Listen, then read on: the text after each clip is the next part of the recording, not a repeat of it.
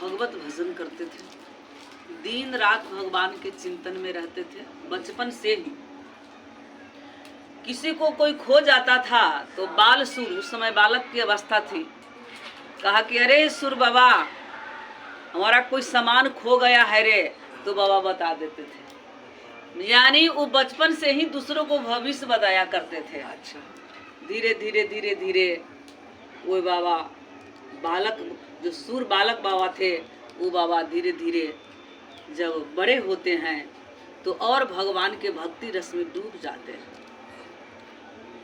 यह स्थिति उनकी हो गई कि मम गुण गावत पुलक शरीरा, गदगद गिरा नयन बह नीरा। यानी भगवान कृष्ण की कोई चर्चा कर दे, कृष्ण का कोई गुणगान कर दे तो आंखों से अश्वन की धार चलने लगती थी, शरीर पुलकमान हो जाता था, गला रुद्ध जाता था, वाणी अवरुद्ध हो जाती थी। और वह दिशि अरुविधि पंथ नहीं सूझा, को मैं चले वो कहाँ नहीं बुझा।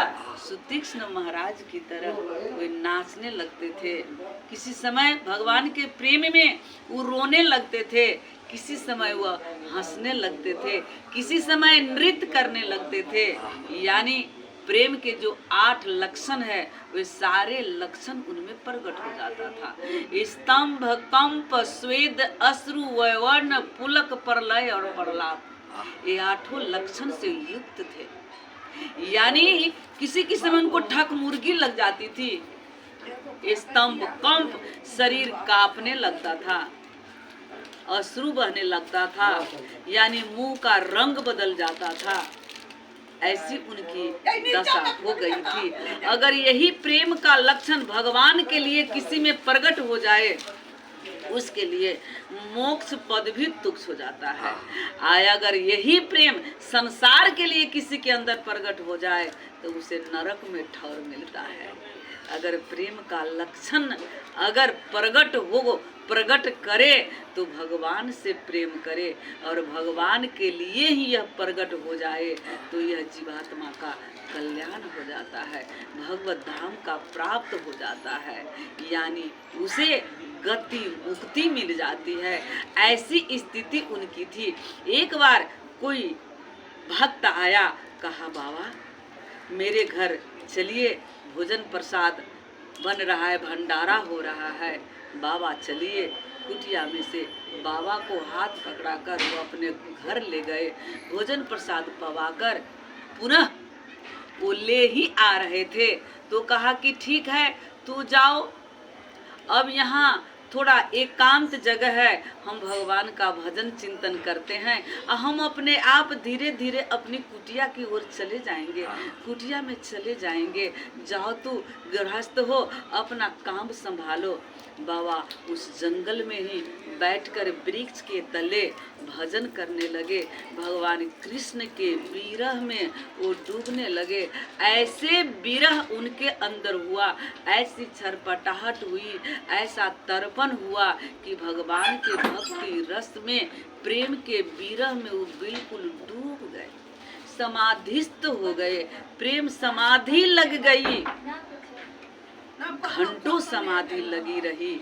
जब समाधि से जब बाबा ऊपर होते हैं, समाधि जब उनकी टूटती है तो बाबा जब लपटी पकड़कर चलने लगे हैं, लाठी पकड़कर, तो पानी का आवाज आ रहा है, पानी आगे लग रहा है। यानी उस जंगल में इतनी बारिश हुई थी, इतनी बारिश हुई थी कि प्रेम समाधि में बारिश का अनुभव ही नहीं हुआ था। धीरे धीरे लाठी पकड़कर जब सूर बाबा चलने लगे हैं तो आगे इतना बड़ा कुआं था, वह कुआं भी पानी से लबालब भर गया था। अब बाबा अब 2 ही बीता अगर चलेंगे तो पानी में डूब जाएंगे। भगवान कृष्ण ने देखा कि मेरे भगत कहीं जल में न डूब जाए, मेरे भगत की कहीं अकाल मृत्यु न हो जाए। भगवान अपने भक्त के पीछे पीछे चलते हैं। कहा जाता है कि भगवान कहते हैं कि सदा मैं भक्त के पास रहूं, कबहू ना छोड़ू साथ, भक्त का जहां पांव पड़े तहां रखूं मैं हाथ।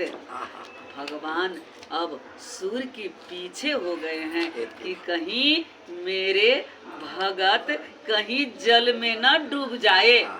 लाठी पकड़कर वो कुआं से बगलाकर सूखा जिधर है उधर ले जाना चाह रहे हैं भगवान, और ले भी गए हैं उधर।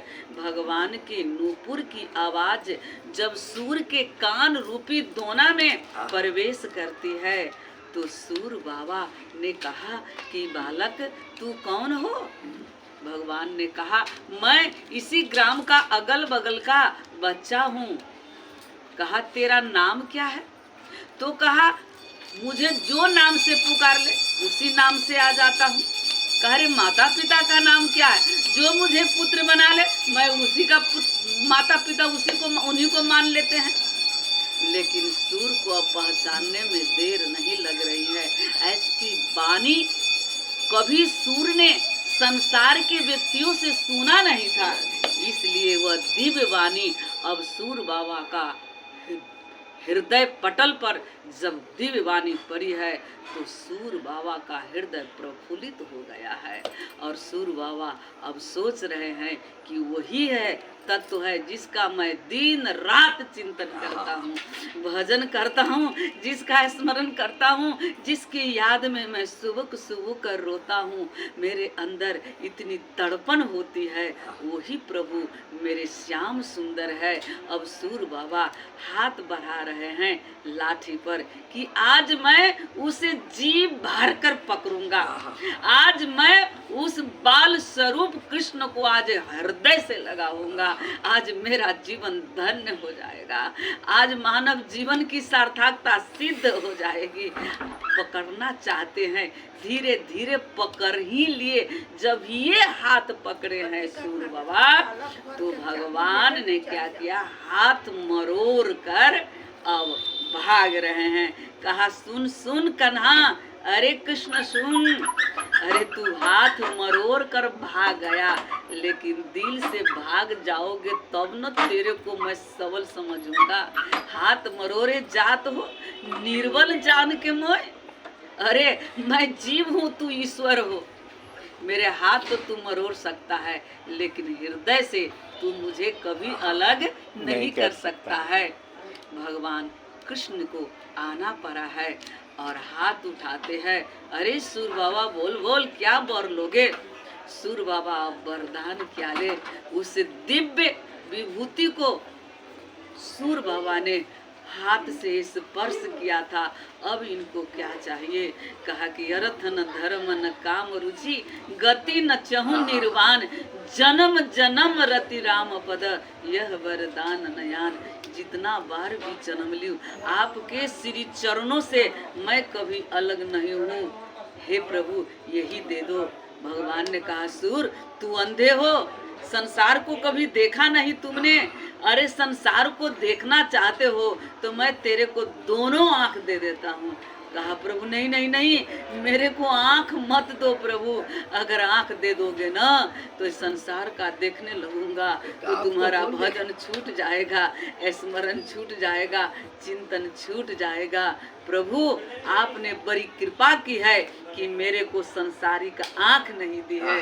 अगर संसारी का आंख होती तो प्रभु तुम्हें प्राप्त करने में विलंब भी हो सकता था। अब दिन रात तेरा ही चिंतन करता हूँ प्रभु।